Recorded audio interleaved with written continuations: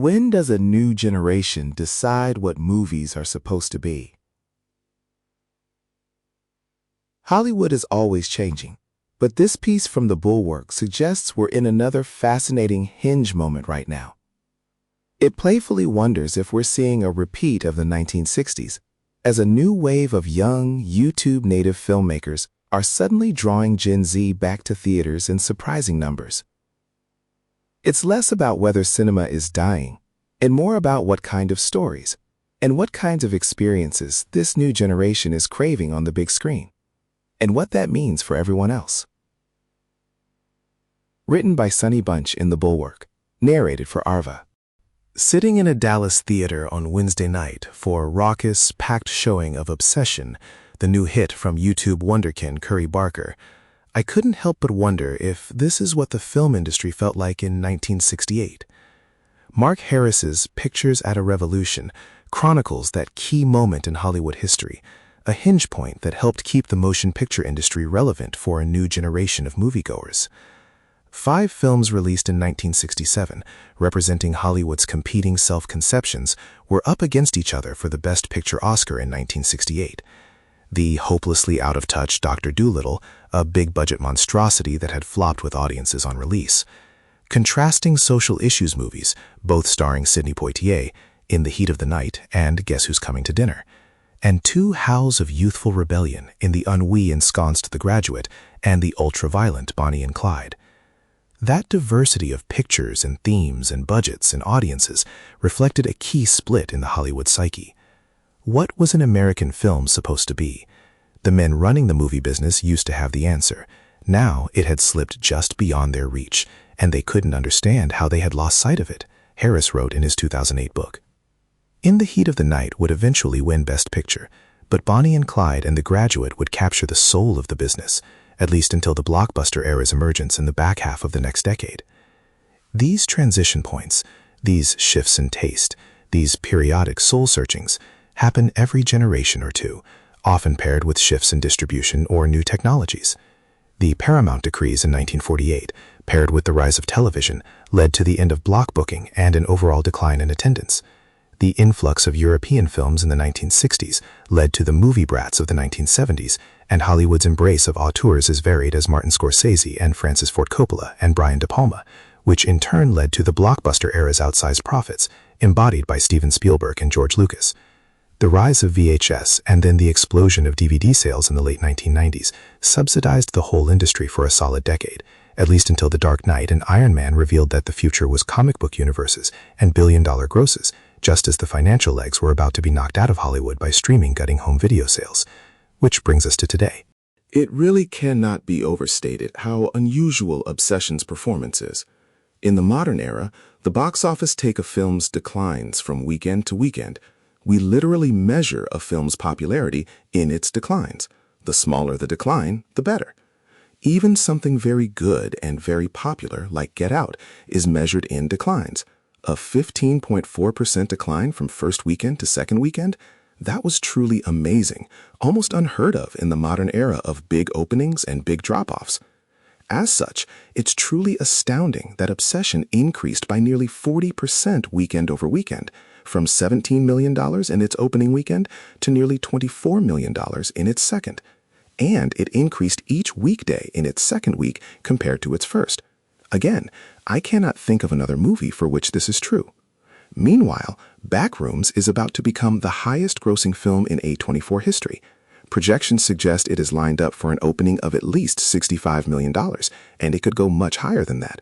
Don't believe me? Check your local multiplex and see how many showtimes are completely or mostly sold out for this weekend. Like Obsession, Backrooms is the brainchild of a YouTube native filmmaker, Kane Parsons, who can't even legally buy a drink to celebrate his success until next month. And both films are movies made by young people about the concerns of young people. In Obsession's case, the tricky nature of consent and all matters sexual. In Backrooms, the unreal nature of manufactured reality.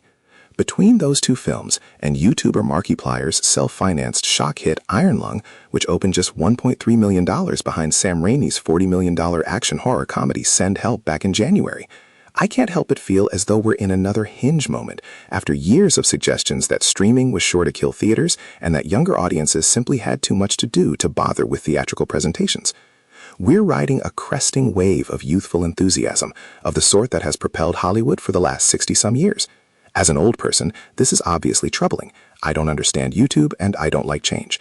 But as a lover of film and a believer in the theatrical experience, it's undeniably exciting to see Gen Z embrace the big screen experience. Fear and physical media. Horror movies like the troika above are naturally well-suited the theatrical experience, particularly those that deftly mix chills and laughs like Obsession.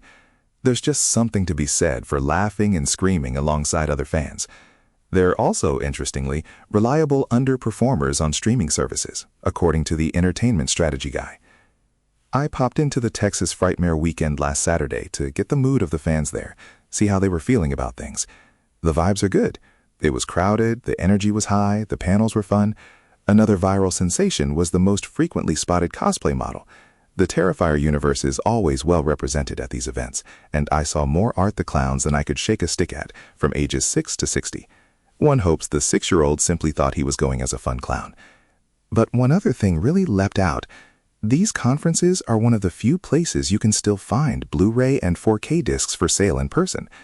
Yes, the occasional Walmart has a good selection, but for the most part, physical disc sales are limited to increasingly rare specialty shops and the internet.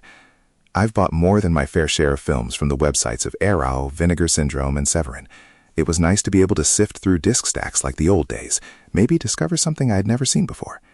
And despite underperforming on streaming, horror likely overperforms on physical media sales, precisely because scary movies create passionate fan bases, and such collectors are increasingly overrepresented among physical media owners. Streaming is a mass medium. Discs are a niche. Anyway, the whole event was great. It's always fun to be around fans who have gathered in celebration. James Wallace led a fantastic discussion with Warwick Davis, best known for Willow and the Leprechaun series and the Harry Potter movies, during the Saturday session, as well as a really eye-opening chat with the cast and crew of the Saw series. Tobin Bell, who plays the demented killer Jigsaw, said that he signed on for the first film, much of which sees him laying perfectly still on a tile floor, because it reminded him of Waiting for Godot. People crave communal experiences, and Texas Frightmare Weekend has offered up 20 years of them. Assigned viewing, tuner, theaters. Another young filmmaker, Daniel Rozier, 33, has a film out this week, albeit one that plays like more of a throwback to years past. Here's the elevator pitch for Tuner. A piano tuner learns how to use his perfect pitch to crack safes and embarks on a life of crime to help cover the medical debts of his mentor, only to risk losing his job, girlfriend, and even life when things go sideways. Starring Leo Wallach as the tuner and Dustin Hoffman as the mentor, Rozier has put together a tremendously effective and intimate indie endeavor. This is the sort of movie we might have gotten in the 1970s, a personal story with a distinct sense of space and real emotional stakes anchored by genuinely brilliant performances from Woodall, Hoffman, and Havana Rose Liu as the tuner's girlfriend. It's not the sort of picture that's going to change your life, but it is the sort of picture that's going to entertain you at a high level for 100 or so minutes in a movie theater, and I really hope you check it out. The only film you could highlight that is even close to this in the last few years is Sound of Freedom, but that picture's increase was tied in part to its unusual pay-it-forward strategy of buying tickets for strangers. As such, it doesn't make for a very good comp.